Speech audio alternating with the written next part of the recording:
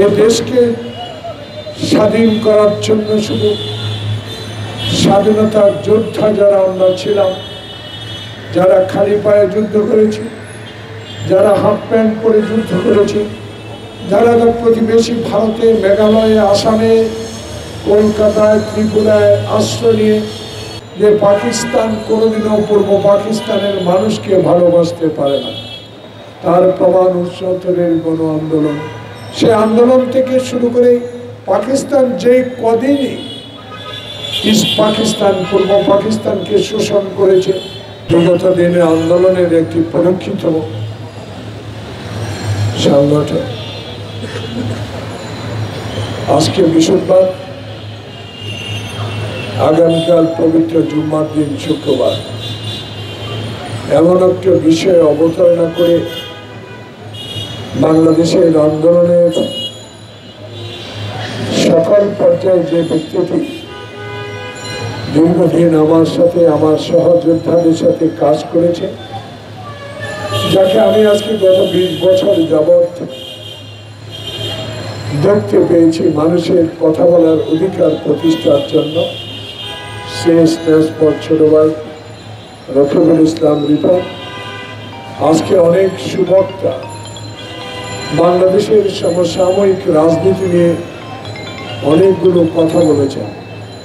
আসলে আমার আজকে আরো দুটি প্রোগ্রাম, একটা তো যেতে পারবো না, প্রচন্ড জ্বর এসে গেল এখানে এসে। প্রিয় বন্ধুগণ, দীর্ঘদিনের অনেক কথা, অনেক বক্তব্য, অনেক কথা বলার সুযোগ আমরা অতীতে পেয়েছি। সেই কথাগুলো বলার আমরা সুযোগ পেলেও কিছু সময় যারা এই কথাগুলো প্রচার করে, যারা এই কথাগুলো প্রিন্ট মিডিয়ার মধ্যে লেখে মানুষের কাছে পৌঁছিয়ে দেয়, সেই প্রিয় সাংবাদিক বন্ধুগণ আজকে আমার সামনে মুক্ত আকাশে কথাগুলো স্বাধীনভাবে লেখার যে অধিকার ফেরত পেয়েছেন, সে অধিকার ফেরত দেওয়ার মালিক আল্লাহ। তারপর বিগত শাসনকে, দুঃশাসনকে যারা বুকের রক্ত ঢেলে দিয়ে বাংলাদেশে অগস্ট বিপ্লব সাধিত করেছে, সেই খোকন মুক্তির প্রতি শ্রদ্ধা জানিয়ে আমি কয়েকটি কথা বলে আজকের এই সভা শেষ করব। প্রিয় বন্ধুরা, প্রথমেই দেশ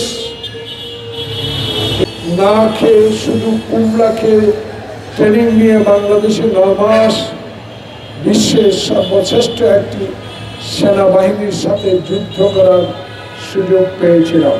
প্রিয় বন্ধুগণ, আমরা তো সেই পাকিস্তান থেকে যখন হয় তখনই আমরা বেড়েছিলাম পশ্চিমার শোষণ, ২২ পরিবারের বিরুদ্ধে আমাদের বক্তব্য ছিল।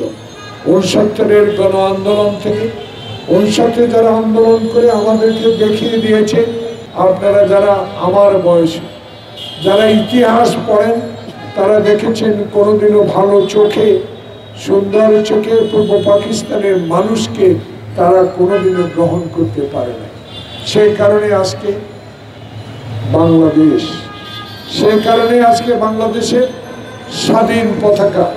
কিন্তু দুর্ভাগ্য আমাদের, সেই দুর্ভাগ্য হলো যদি সত্যিকার অর্থে ৭০-এর নির্বাচনের পর যিনি বাংলাদেশে জাতির পিতা হিসাবে নিজকে আখ্যায়িত করে বাংলাদেশকে শোষণ করেছেন, সেই শেখ মুজিবুর রহমান যদি ৭০-এর এলএফওর অধীনে নির্বাচন না করতেন, সেদিনে পাকিস্তান বিদায় নিতে বাধ্য হতো।